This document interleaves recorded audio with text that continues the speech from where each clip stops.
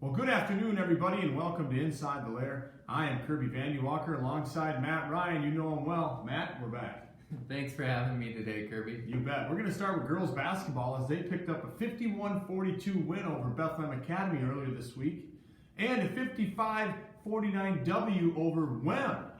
Your thoughts? Yeah, the WEM game last Friday night was awesome. I thought our girls played really well, probably put together some of the best minutes that they have all year. And then got a win against Faribault BA this week, avenging the loss from earlier in the season, which was a goal of theirs. And seems like they're playing pretty well right now and having fun. Yeah, really having some strong ball movement. They're starting to put the ball in the hole more consistently. And Rachel Ryan scored 15 points, a career high over in that win over WEM, and she was named Girls Basketball Player of the Week. So I'm here with Rachel, and coming off a pretty big game in WEM, and you got a career high of 15 points, and usually you're not really known for being a shooter, but as of lately you've been shooting the ball a little bit more, getting career high 15 points a few days ago, and what do you think has led to the big increase in shooting? Yeah, I'm starting to shoot more, feeling more confident in my shot, so shots are starting to fall, and it's fun to contribute to the offense of our team. Hey, so you got a big game against JWP tonight, and as the Knights are trying to get into double-digit wins, what are you guys' strategies, or what do you know about JWP going into it? JWP has ran a box and one on us before, so we've been talking about that in practice, working on that. We're trying to continue our winning streak and fight for a home playoff game. Sounds good. Good luck. Thank you.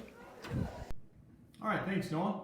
Hey, the team is now 9-7 as they welcome JWP tonight, and then they will play at Blooming Prairie on Tuesday. And Matt, I did a little digging on the girls basketball team, and their magic number is 50. If they can get to 50 points scored, they have been 8-0 when they reach that mark. Yeah, I've heard that topic come up a few times this year, and it seems to be holding true. Hopefully we can keep things rolling tonight, and then another tough matchup next week with Blooming, who we lost to earlier in the year, but hopefully we can see that improvement continue. Yeah, and defensively, they're holding teams to just 43 points a game. Pretty strong defense by the Knights. All right, we're going to go to the boys basketball team, who picked up a high-scoring win over Bethlehem Academy on Tuesday, putting up 92 points in just 36 minutes of play, Matt. You do the math. How many points a minute? That's a lot. They've had a couple big outputs this year, the one game over 100, and then I haven't seen the boys play as much because I've been at the girls' games. Sure. But their offense can really get rolling at times. They also picked up a 75-37 win over Waterville Legion Morristown, and the Knights had 6 players in double figures, including Zach Mason, who was the boys basketball player of the week. So I'm here with Zach Mason, the boys basketball player of the week. So Zach, you were in a little shooting slump the past few games and got back on track with 19 points against BA. How were you able to get back on track? Well, it's just all confidence. You gotta stay confident when you're out there, and just having fun with all the guys. Cal Lipke came out with the big 3 right away against them. And then that got the whole team on track and came out with the big W against them, and then, just having fun out there. Yeah. Yep. The Knights are tied for first in the East Division in the Gopher Conference with the Hayfield Vikings. And tonight you guys have a big conference game with JWP. What do you know about the Bulldogs?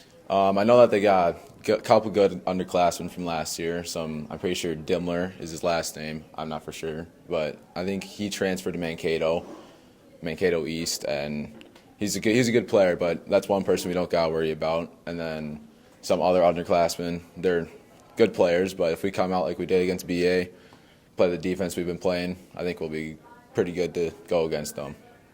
All right, best of luck. Thank you. Thanks. The Knights are tied for first in the East Division in the Gopher Conference with the Hayfield Vikings, and tonight you guys have a big game conference. What? Big conference game. Yeah, I have big game conference game. All right, thank you, Noah. The boys are now 12-5, and they're tied for the lead in the Gopher Conference East Division with Hayfield, but the Knights do hold that tiebreaker, Matt. And everybody's eyes are now set for February 7th, the rematch at Hayfield. Looking forward to that for sure. The wrestling team, they are now 16-4 after some wins against JWP and WEM and St. Clair and Westfield last night. The Knights, pretty good season record, and listen to all these names who have winning records on the season so far. Dylan Bartell, Trent Foss, Mason Hansen, Brian Jacobson, Jaden Johnson, Gavin Johnson, Charles Conker, Ryan McCann, Tate Miller, Kiefer Olson, Liam Summer, Reed Summer, Will Van Epps, and pretty strong showing by the Knights so far. Yeah, I've seen them a few times. They're wrestling well, and I think what you just alluded to there with all those individuals with winning records is the balance of the team that we have this year. They knocked off the #1 ranked team a few weeks ago, and really with the calendar turning to February next week, the wrestling season is coming to a close very quickly with the section team tournament just a few weeks away. They will have one more home match. I believe that's February 9th. Their next match will be Thursday of next week at Maple River /USC. And I believe the playoffs, they call them that in wrestling, start on February 16th. Yep, section team tournament. We'll get things rolling with the playoffs part of the season with the section team, followed by the section individual tournament. All right, we're going to take a break, and we'll be back in a minute. Tell me, are you an art connoisseur missing that vital piece in your collection? Does your Ponda Quill home need cultural acclaim? Or maybe you're just some valued customer who wants colored polygons on your walls. Well, the name's Sam Trustman, and you're in luck. Welcome to Trustman's Mobile Art Gallery and Shop. You are not to go upstairs. We have some of the best quality products in my catalog, like this genuine Van Gogh painting for just $25,000, or maybe even this half-off Hieronymus Bosch art piece for only $14,000. It's really cheap. We also have this limited time offer for the purchase of this famous Rob Boss painting for the surprisingly low price of just $4.99. We even have the Mona Lisa. And if you purchase it now, I can get you a buy one, get one free deal. You just gotta call me later. Alright? And finally, here's a Vermeer painting that I got, alright? Just don't look at the jewelry. What? Authentic? I assure you that if they're of genuine quality. Plus, who cares if they're authentic if you're saving money? But if you're saying that I'm a fake, then that hurts. And you'd be paying quicker for your hearse than for the Damien Hirsts. Though, considering the chances of me accidentally selling the original painting, which means that I pawn the evidence off to the customers, which means my problem's solved. Look, I may be discredited and honestly a little at large, but I'm the only guy who's selling this kind of stuff here, alright? So you better purchase it before I'm gone in a hot state or federal borders. And yes, you're correct if you thought you've seen me before somewhere else. Hola, me llamo Sam Trustman y estoy aquí para presentarles la tenida y galería de arte móvil de Trustman. Salut, je m'appelle Sam Trustman et je suis ici pour vous présenter la galerie et la boutique d'art mobile de Trustman. At Trustman's Mobile Art Gallery and Shop, we provide only the best of original masterpieces that we can find. And they're of great, genuine quality. And here to prove it is renowned art collector and critic, Mr. Artissimer Cole Hector. Yeah. Everything looks good about these paintings you found, except, hold on. Upon close examination of these paintings, I have some very bad news to share with you. This work of art is fake. That kind of imbecile would commit such fraudulent forgery to this contest. Oh no, forgery? That, it's a loving homage. Hey, wait a minute. Who'd you say this was from again? I have a business meeting to attend to. Hey, you said you put it on. The following remake of one of my lesser quality commercials has been left unfinished as I was arrested and shortly after went to space, as you can see. So my services are kind of not in service at the moment, or at least until I get down from here, but currently we're working on taking over space, so might have some benefits in mind for me and my compadres, though Slick McSlide and Sponge Guy sort of fell out of the airlock. Luckily, though, they had like these spacesuits and parachutes that were both flame and force resistant or whatever. I don't know, we stole this from some science base in Mongolia, but they should be fine. They're somewhere down there. Anyways, it's just me and Carl up here now, so yeah, I had closing statements somewhere from my old commercial. Let's see. Dressman's Mobile Art Gallery and Shop. Satisfaction guaranteed. All right, tomorrow morning at 9 a.m., the KW one-act play will be heading to Triton, and they will be competing in the subsection competition versus 7 other area schools. Aspen took some time to get the perspective of co-director Laura McAnally and some of the other students who are part of the production. Hi, I'm Aspen Dawkins, and I'm here with Miss McAnally. Hi. We're here to talk about the One Act play. One Act is a brand new activity for KW students in grades 7 through 12. It is a competitive theater experience. We are part of the Gopher Conference, and so last weekend we went to WEM and partook in a showcase where we were critiqued but not necessarily scored. And then this weekend is subsections already. And Aspen is one of our theater kids in that. We have 16 participants, and that's 14 actors and 2 tech crew people. And we put on a 25-minute show that is critiqued by judges. And I'm here with Ashley Retzicle. So you're in the One Act play, right? Yes, I am. How do you think your meet went Saturday? It went really good. We had a really good performance, and we got to see and scope out some competition within our sub-region and surrounding schools, which was really nice. How do you think this Saturday is gonna go? We can't say for sure, but hopefully amazing. Hi, I'm Aspen Donkers, and I'm here with Louis Breinhurst. Hi, I'm Louis Breinhurst, and I'm with Aspen Donkers. So you're in the One Act, right? Yes. How do you think you did on Saturday? I think the results were very encouraging on Saturday. I think the judges really liked what we had to offer and gave some constructive criticism, and I was personally satisfied with how it went. How do you think this Saturday's gonna go? Hopefully even better. I mean, we've been even improving like this past week just to try to get the details ironed out, and hopefully we'll take home gold. Well, thanks, Aspen. Matt, you got to see it today. What did you think?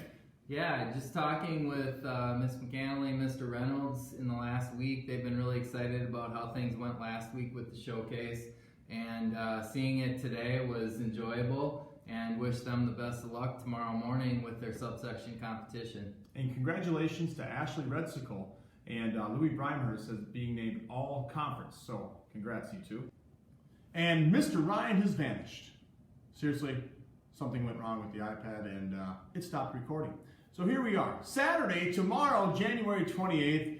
It's bingo time, baby, at the Kenyon VFW from 5 to 7 o'clock, with all proceeds going to the Legion baseball team, which is the summer team. So hopefully we can see some of you there from 5 to 7 at the Legion tomorrow night. Hey, Aiden and Ben took some professional logos and they zoomed in really close on them and hit the halls to see if the students were able to recognize the logos. All right, I'm here with Dylan Bartel, and he's gonna guess the zoomed in logo. It's the Browns. That's right. All right, I'm here with Kyle Broger, and he's gonna guess the zoomed-in logo. The Lakers. Yep. All right, I'm here with Brennan. He's gonna guess the zoomed-in logo. Cubs. No, that's wrong. Is it? It's the Twins. All right, I'm here with Gabriel, and he's gonna guess the zoomed-in logo. Tennessee Titans. Yeah. I'm here with Lily, and she's gonna guess the zoomed-in logo. Vikings. Yep. All right, I'm here with Benjamin Short, and he's gonna guess the zoomed-in sports logo. The Wild. Yep. I'm here with Logan, and he's gonna guess the zoomed-in sports logo. Idea. It's Alabama, Crimson Tide.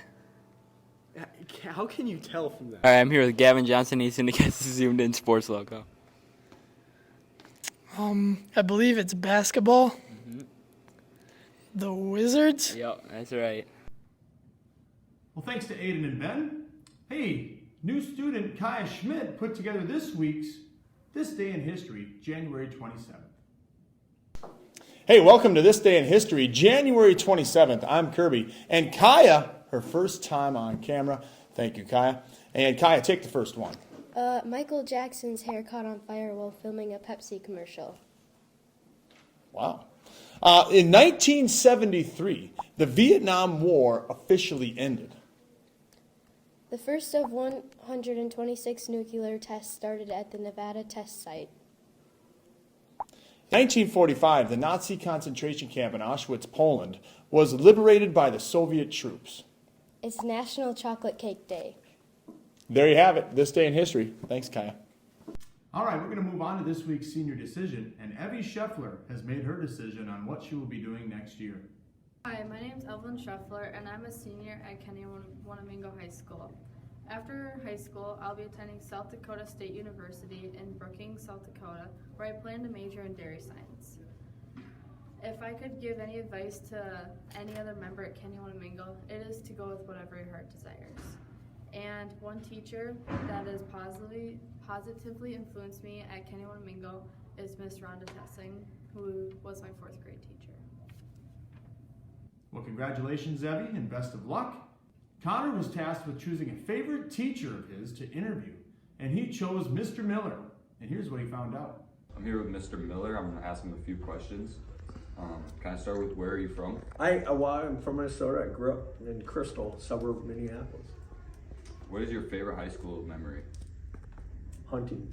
Skipping school to go hunting. We did it all the time. But when I went to high school, I lived in the cities. You could drive 20 miles away from school and you'd be in hunting land, so it wasn't that big a deal.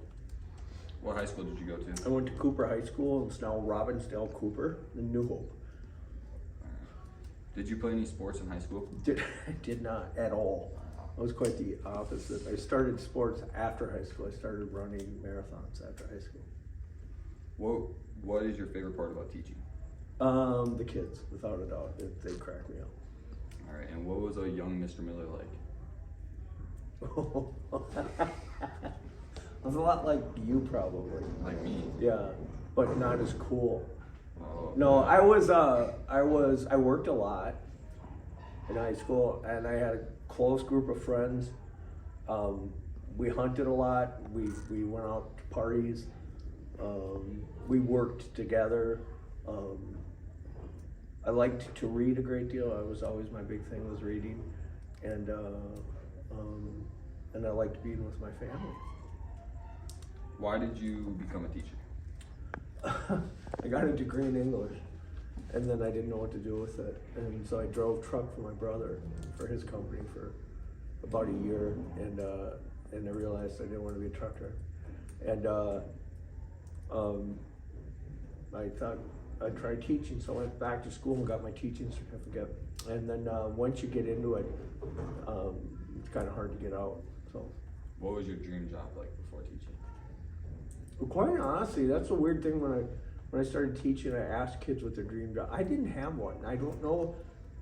I don't know if I had one. I think I just lived day to day. I didn't think beyond high school. I never thought I'd be a teacher, but so I guess maybe my dream job is what I'm doing.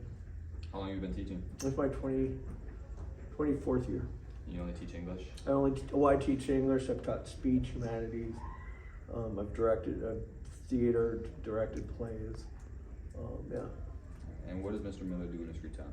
I like to work out. You can tell because I'm jacked. I read a lot. I'm taking classes right now still. I'm into photography. I like to take black and white outdoor photographs. Yeah, listen to music. Yeah. All right, thank you. You're welcome. Thank you. Hey, in this week's Minnesota Sports Recap, Aiden joins Logan to discuss how the Twins keep trading. The Wolves find themselves 1.5 games out of the 4th spot in the Western Conference, and the Wild keep reeling. Here they are. Welcome back to this week's Minnesota Sports Recap. And the Minnesota Timberwolves played the New Orleans Pelicans this week, and they beat them 111-102. Anthony Edwards scored 37 points with 5 assists and 6 rebounds. And Anthony Edwards is now second all-time Timberwolves for most three-pointers made. The Twins made 2 trades recently, acquiring star pitcher Pablo Lopez from the Miami Marlins, also acquiring Jose Salas and Byron Churrio. They traded away 2022 batting champion and all-star Luis Arias in exchange for Lopez and the 2 prospects. And the Twins also acquired Michael A. Taylor from division rival Kansas City Royals. And the Twins gave the Royals 2 prospect pitchers, left-hander Evan Sisk and righty Steven Cruz. Twins made 2 trades recently, acquiring star pitcher Pablo Lopez from the Miami Marlins, also acquiring Jose Salas and Byron Churrio. They traded away 2022 batting champion and all-star Luis Arias in exchange for Lopez and the 2 prospects. It's only happened 3 times that a former batting champion has been traded away the next year, and the Twins have done that twice. The Twins also acquired Michael A. Taylor from the division rival Kansas City Royals, and the Twins gave the Royals 2 prospect pitchers, left-hander Evan Sisk and righty Steven Cruz. And with the addition of Michael A. Taylor, the Twins now have Joey Gallo, Buxton, and Michael A. Taylor, which are all top 3 in defensive runs saved. And then the Wild had a tough road trip, going 1-4 in the most recent game against the Tampa Bay Lightning. The Wild lost 2-4 in a very intense game, with Kirill Kaprizov having 1 goal and Joel Eriksson scoring the other goal, which was a shorthanded goal. And in the NFL playoffs, the Kansas City Chiefs will take on the Cincinnati Bengals in the AFC Championship game, and on the NFC side will be the Philadelphia Eagles and the San Francisco 49ers. Oh, well, personally, I think it's going to be the Bengals and 49ers. Bengals are going to win it all. Yep, you heard it here first. That's it for this week's Minnesota Sports Recap. Have a good day. Thanks a lot, boys. That's going to do it for this week's episode of Inside the Lair. Thanks for tuning in, and good luck to all the KW teams that are competing this next week. We'll talk to you guys next week. Bye-bye.